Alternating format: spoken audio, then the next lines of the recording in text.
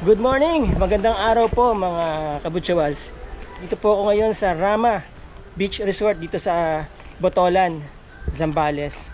Well, nandito ako kasi meron akong i-vlog na property for sale dito. Adjacent po yung property dito sa resort. So anyway, gusto ko muna ipakita sa inyo yung resort, ano. Ayan. So dito tayo sa Rama. Ito ang parking space nila. And then doon ang entrance. Alright, so yeah. Pagka darating po kayo dito, si sir ang makikita nyo dito sa table na to. At ang counter ay nandito. Sir, bakit dalawa table? Sa guard at saka sa reception. Siya po yung sa security. In-house security. And then ito po yung receiving area. Siya po. Sir, anong name nyo? Okay lang po ba? Ernie. Si Sir Ernie. And then si Ma'am. Alright, so anyway, hindi na po ako magtatanong ng mga rates nila, no? Actually, tutur ko lang kayo sa paligid po ng resort. Meron naman po silang Facebook page, Rama, ayan, no? Search nyo na lang po doon. Anyway, nandito po kasi ako para talaga mag-content ng mga properties for sale dito. Titled properties po yan, ha.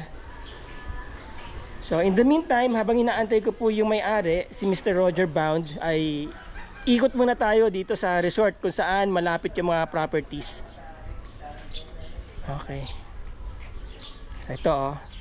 Medyo lush ang kanyang scene dito na green ang paligid, oh. And then dito may koi. Alright.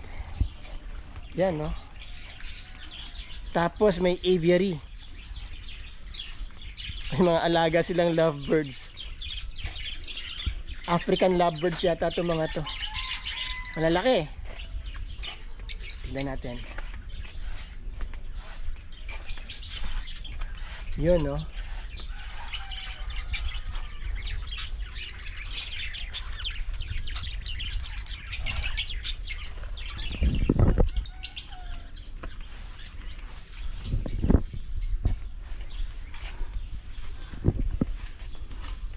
So ito po yung mga kwarto nila dito. Ayan. Ito yung swimming pool. Sir, ano ba yan? Jacuzzi? Hindi. Hindi po.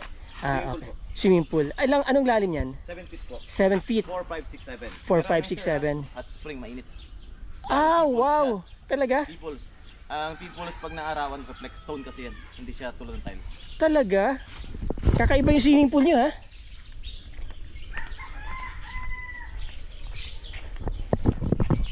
Tingnan natin, sir. Thank you.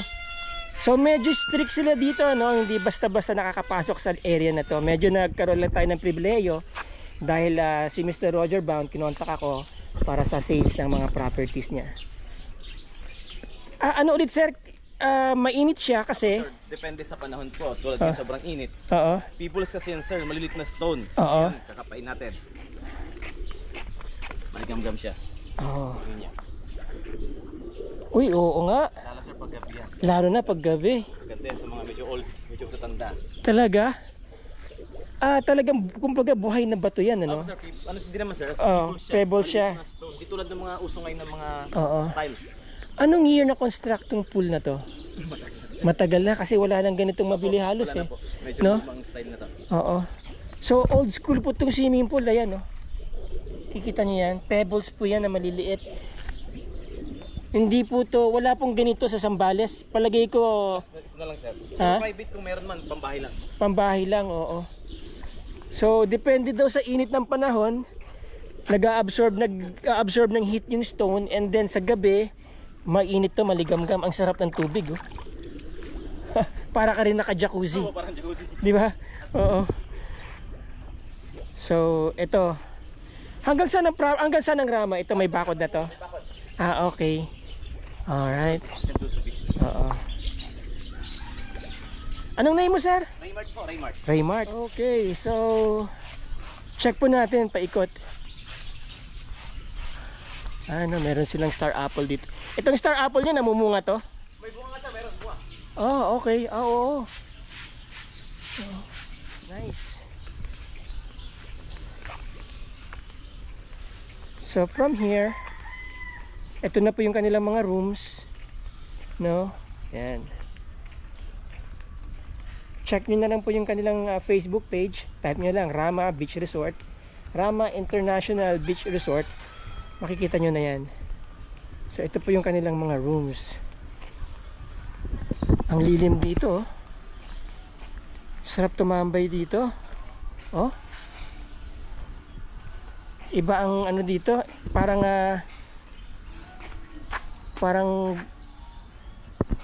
bumaba ng around 4 degrees cooler ang temperature dito sa area na to dahil maraming puno. Malaking bagay talaga nagagawa ng mga puno. Ayan, oh. 'Di ba? Isa po yung talisay sa pinakamadaling itanim pagka nandito ka sa tabing dagat.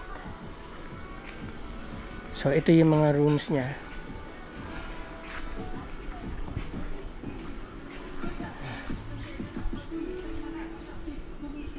So again, isa po itong Rama International Beach Resort sa pinakaunang mga resorts dito sa Zambales.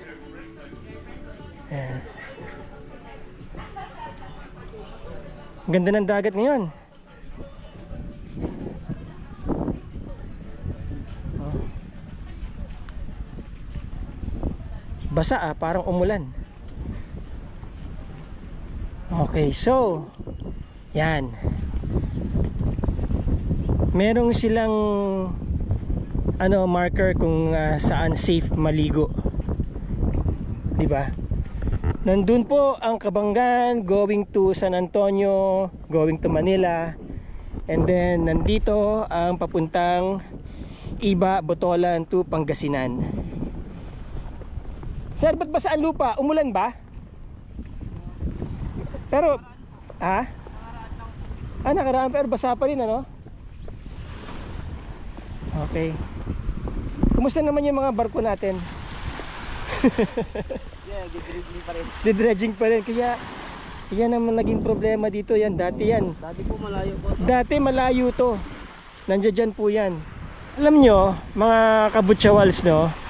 Ang tourism, malaki po ang gine-generate sana na income ng turismo sa isang lugar.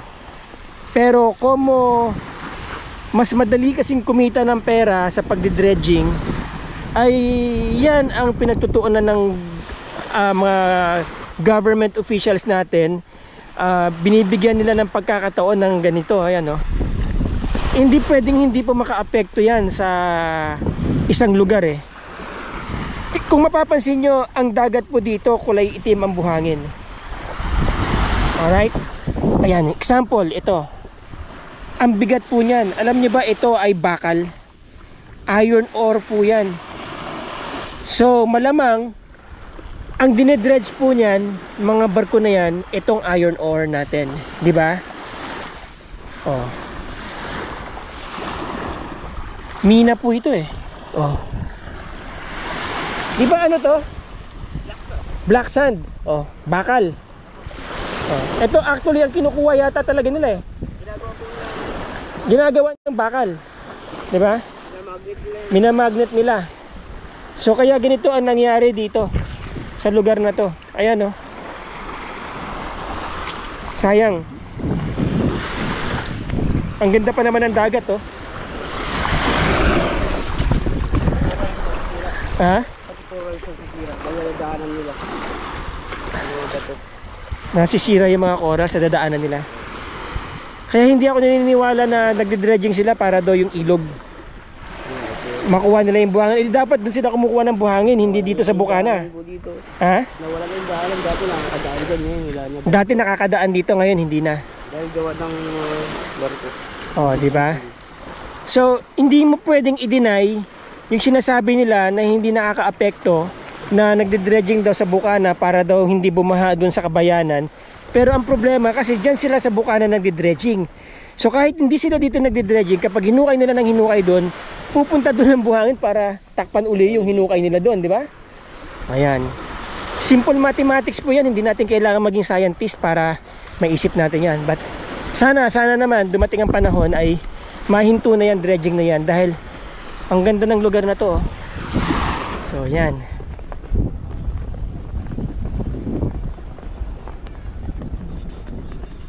Then meron kayong hangout area dito. Pwede kayong tumambay sa gabi.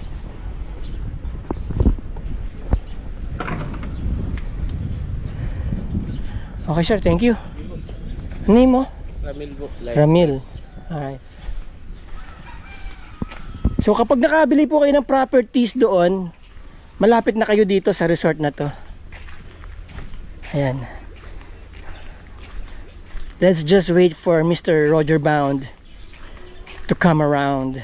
So sir, example, I'm a foreigner, I want to have a property here. How do we go about it? Okay, what we can do is offer you a 25-year lease with a 25-year extension, 50 years in total, and an option to buy, which is at a fixed price. Basically the money is paid up front, and in the contract you have the option to assign or transfer to any other person. So your investment is 100% legal, 100% safe, because you can sell your right to any other person who is eligible by law to own the land. Okay. We've done this for one person at the moment, and it is he had it checked actually by a judge. It is 100% legal because he does not own the land, he occupies the land, but in his lease he has the option to sell it to another person if he wishes. But what if a Filipino citizen is going to buy the property? They can buy it outright, no problem, or we can also offer rent to buy from 50% deposit. But let's say from the one who leases the property and somebody wants to buy the property from him. So how do you go about that? Well, he does that just by selling his rights of the lease, which he has the right to do, and he's selling the rights. So very, very basically the same as selling a person selling tax declaration property. Okay. They're selling the rights to it. Now those rights, of course, because it's title property, those rights include the title. All right. So technically he owns the property, but legally the property is not under his name. That's right. Legally, the lease is under his name, so he has occupation right, and the property is still in a Filipino name. Okay. Can we look inside the property? For rent, 25,000 per month. Okay, so there we go, mga kabutsyawals. We are here right now sa property nila Mr. Roger Bound, and this property is around 1,000. Ma'am, this is 1,240 square meters, and meron po silang bahay dito. Yan po. This is for rent or for sale or rent to buy. Okay. How many square meters is the floor area of this house? Do you have any idea? In a second I can work it out. This is very ideal for rest house, no? Oh. You go. Wow. These are all surrounding on the trails, Yes. so they can sit Papa. around. They can go around the house. This is approximately 10 years old. 10 years old. Oh, quite new. You can get All right, thank you. So here is the inside of the property. Yan po. Okay, meron po kayong bar. Maluwag po ang living space nyo. Mataas ang kisame. Malamig po sa loob. And then you have your built-in cabinet. Lababo dito.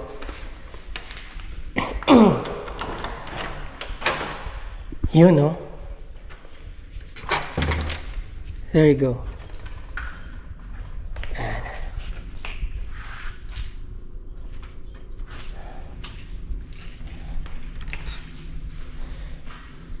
So, ilang kwarto po ito, ma'am? Tatlong kwarto.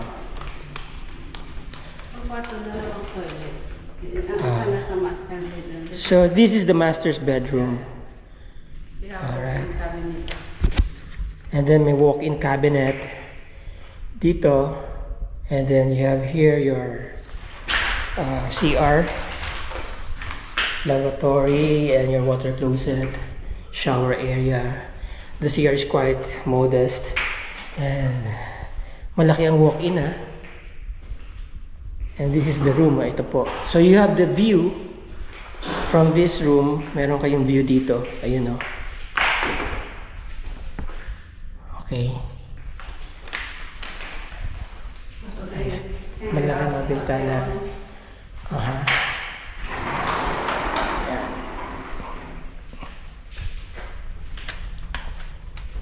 So maganda po kasi safe yung bahay at paikot.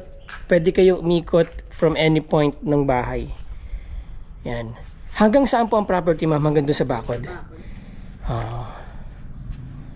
So again, this property is worth 10.9 million. You just contact me dyan po sa aking Viber, email, or thank you, or my Facebook account, and then I'll connect you to the seller immediately. There's Mr. Roger Bound, the owner of this property. Yes, sir. Ang mga clients ko po kasi from US. Ang dami ko pong inquiries ngayon. Yeah, so There's a very, very big interest in property in Zambales at the moment. yes. A lot of this, I think, is driven by the new road, which will go from Batolan to Kappas to Clark International Airport.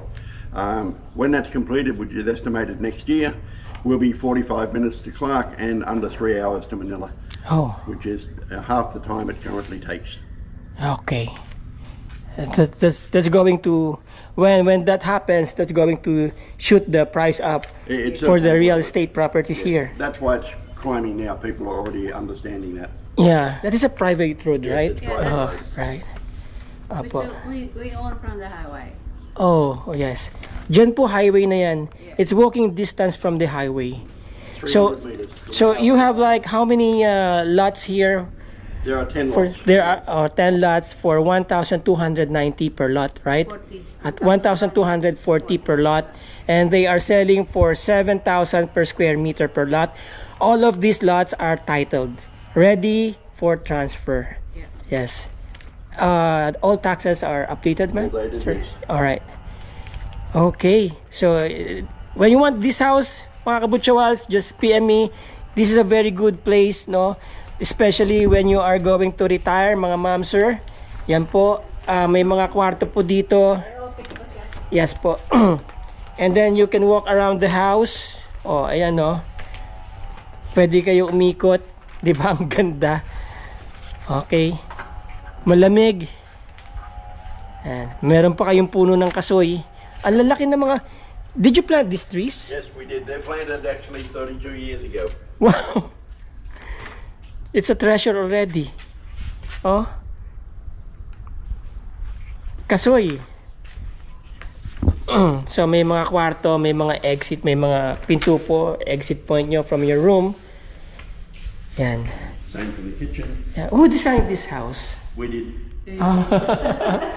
Okay. We own design actually. Was this your first house? No, we're just building this for rent. And For rent? Okay. we really did not live here. Oh. During we're still managing the Rama actually, we built this one. Yan. Maganda po kasi may mataas.